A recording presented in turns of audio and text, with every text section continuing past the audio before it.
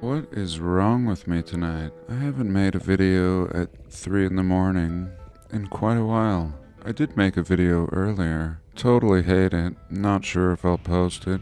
Religious, spiritual, important, but perhaps touchy. Then I checked my Patreon page, found a kind message from this kind person, and today I would like to share her research. She is a bona fide geologist, certified with all the credentials to carefully pick apart this subject. This is exactly what we need when it comes to all the things we discuss on this channel. Experts in their field, and I hope to do an interview with her soon. But right now, it's 3 in the morning. So whatever time it is for you, I thank you for being here. I love you all. God bless and welcome.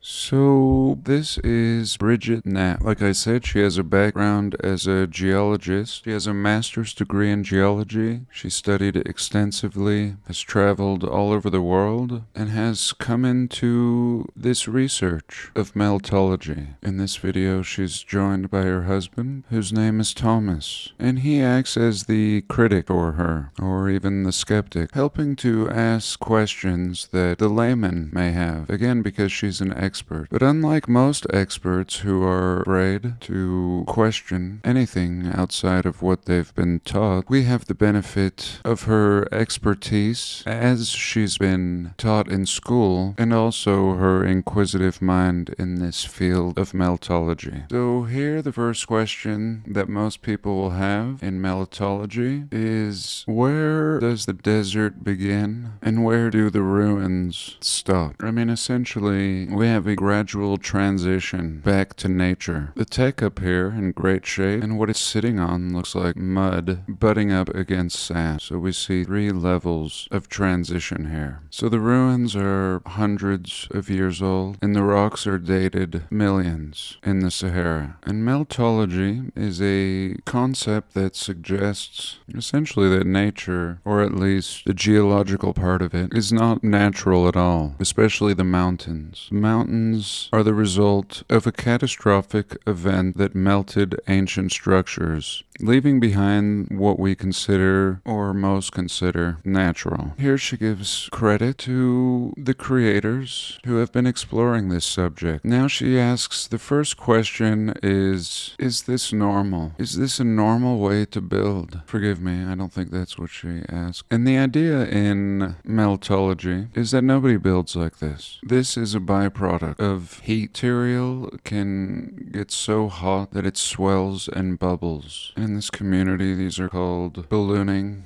or popcorning, and she shows a good example of that. Here we can see the wonder of popcorn, exactly what happens to this dense kernel when it's heated. And here we see examples of popcorning just bulging out of the sides of brick buildings, and over on the right side as well, which should be a brick building having irregular sections where it's not just all popcorn, but we do see bricks intermingled, letting us know that this was not what the structure originally looked like. And like I mentioned, I hope to interview her, and I'll leave a link to her presentation below. And here's another example of these bricks, and here again. And it gets really fascinating when we're at the tops of mountains, like the image on the right. Meltology is looking at the in-between what appears to be an ordinary mountain and a building. Here we can see some melted bricks. When we first started doing this research, people were shouting at us, online, telling us that bricks can't melt, and we were seeing evidence of it everywhere. Here's 3 good images, and here we can see this brick on the top left has melted from the inside out, something that is usually attributed to microwave energy, not heating the same way as a flame fire. And we can see the popcorning on the right side. You can see how the bricks are just getting a little irregular from whatever heat heated them, and then completely ballooning over here on the right side. Ballooning and hollowing out from the inside, like a popcorn. This baby's ready to pop. And up here, completely cooked, fusing, almost unrecognizable, like a mountain. Again, I encourage you to watch her video, because she is an expert. She has every right. She has the credentials, at least officially, to be able to ask these questions. She knows the mainstream explanation that is given to experts. And here we go. Different levels of heating. Once again, the in-between state. Anything more and you're left with nature. Unrecognizable to the masses. And yet studying this in-between point is super important to understanding what we're really looking at all around us. Here we can see again brick. Some people want to debate what caused this. The official story is this was an ammunition depot. This was an accident. But whatever. What we can see is what happens to brick, which is made of clay and silica, lime, and we see melted out brick structures below our feet everywhere. Also, there's thousands of beaches littered with bricks that look like this. And meltology or not, this is fascinating. This begs a lot of questions. We also have beaches all over the world with glass, multicolored glass that has been polished, we are told, but really looks like melted cities. Here we can see two pyramids in different condition, one faring much better than the other, and then this facading over blocks. So let's take a pause.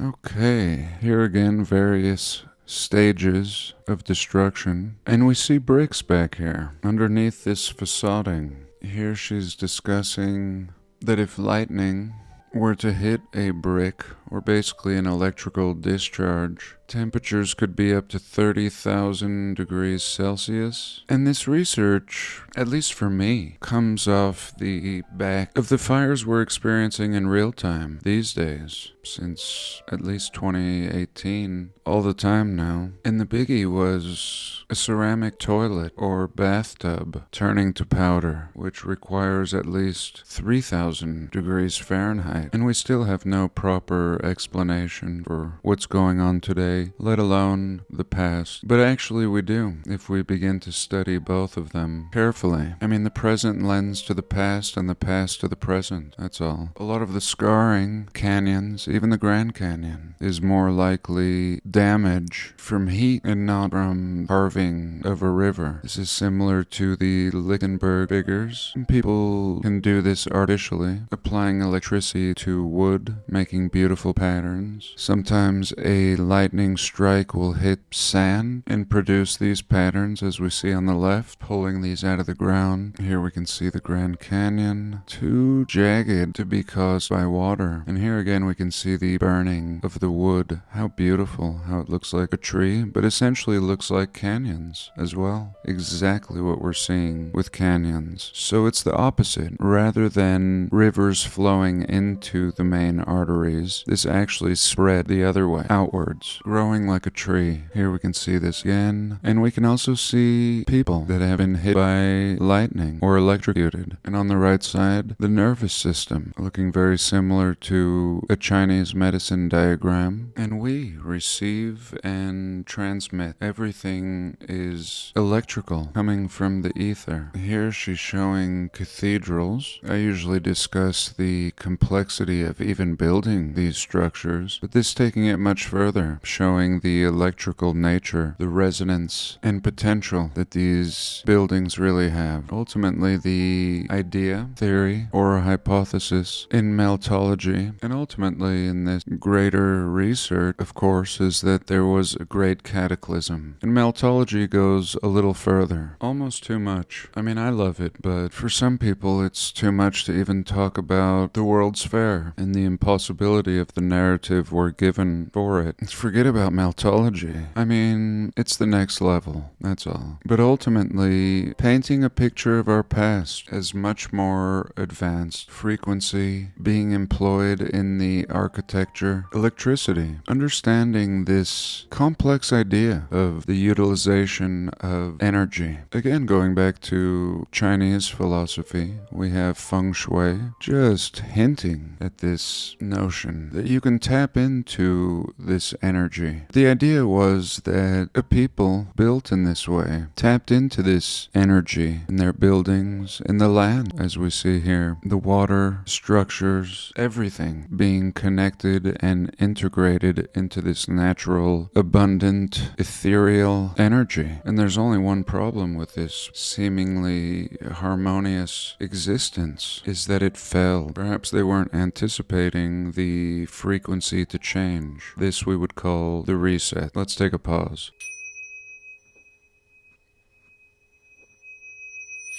So the reset, you put all your eggs in one basket, and perhaps the frequency changed. As I always discuss, the shift in polarity. We can see this in the work of this man. Flash his name on the screen. He did these experiments with plasma and ultimately free energy. And we can see that his device has a reset, similar to our realm. A quick flipping of the polarities. Just a byproduct, an essential component of life, essentially death, the inescapable reset that immediately comes back online. But if everything was connected like a circuit board, which it appears to be realm-wide, this would end up cooking a people, frying everything on these lines, on these circuits, some faring better than others, in some instances turning everything into powder. And these are the grids that we so often explore on my channel. In the middle of nowhere, just the footprint remaining, overgrown often, sometimes in the desert. Everything was beyond advanced in the past, and we can see this just from what is left, varying in levels of destruction, but still leaving enough evidence to support this theory. So now she goes back to some more architecture, transitioning into nature. Let's take a pause.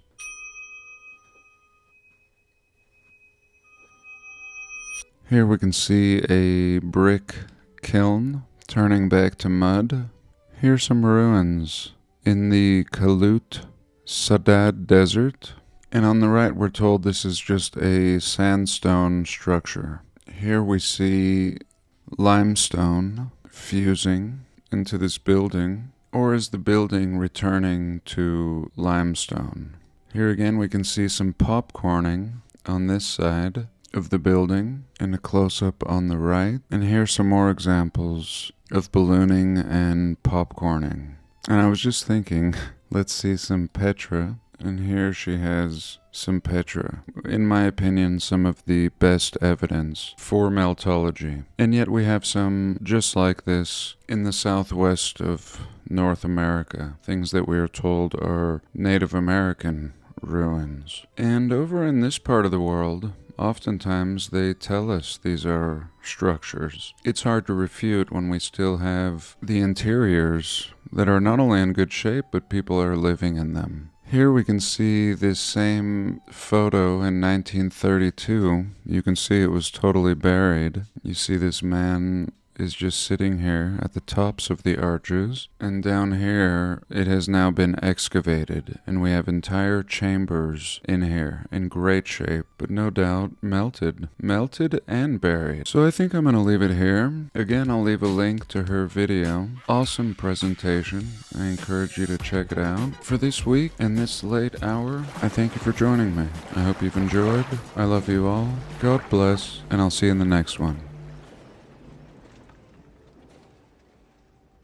Here we are back on Catalina Island, the island off the coast of essentially Los Angeles. And I was just looking at Catalina Island on YouTube and saw a UAP video where he pointed out this mine. And again, we have a history of a bone museum. That's how this whole exploration got started for me. And most of the island uninhabited, we have a history going back over 100 years of giants and their bones being discovered here. And now when you go to the museum, there's not a peep. They won't tell you about the past. But anyway, UAP was pointing at this mine right here and how somebody has done their best pretty much erase whatever was here. And yet we can still see a lot. But if you look at it today, you really don't see much. I had to go back to 2009 to see anything decent. And I have no doubt there's still much to be discovered, at least all around it. It reminds me of Lynn Ottinger in Utah, who discovered giant bones in southern Utah around the Moab area. And this has all been swept under the rug. And today where he discovered those bones, there's a giant open pit mine like this. And let me just show you present time. Let me go up here and kick this over 2023. So if anybody was half interested,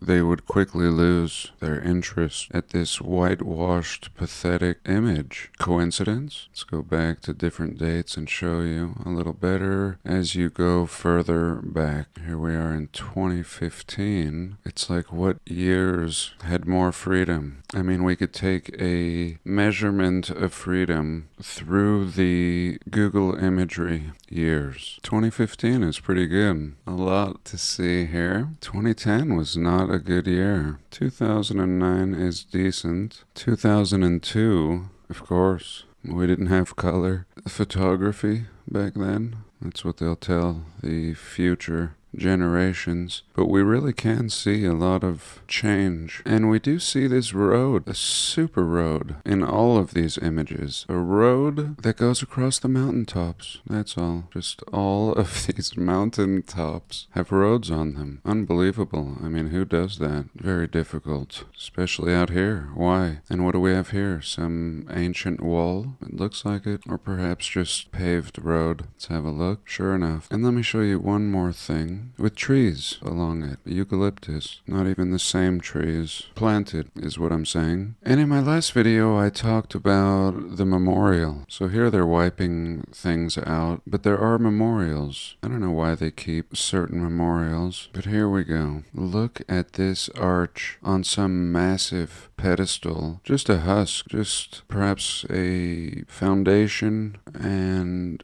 landscaping feature left over. I would love to see more of this one. I don't think it's exactly here because we have another memorial just up the way. And wow, just wow. Unexpected, but of course expected in our field of research. But wow, I mean just super, super over the top gorgeosity. Stuffed away at the top of a golf course on Catalina Island. Stairs, concrete, unbelievable. Old world evidence right here. Look at this thing. Come on. This is like having the base of a Mayan pyramid. This is huge. Look at the trees. Look at this thing. For no one, just stuffed away behind the golf course. A memorial. The Wrigley. We ought to get into Wrigley. But this was just a tangent. Now let's look at something else.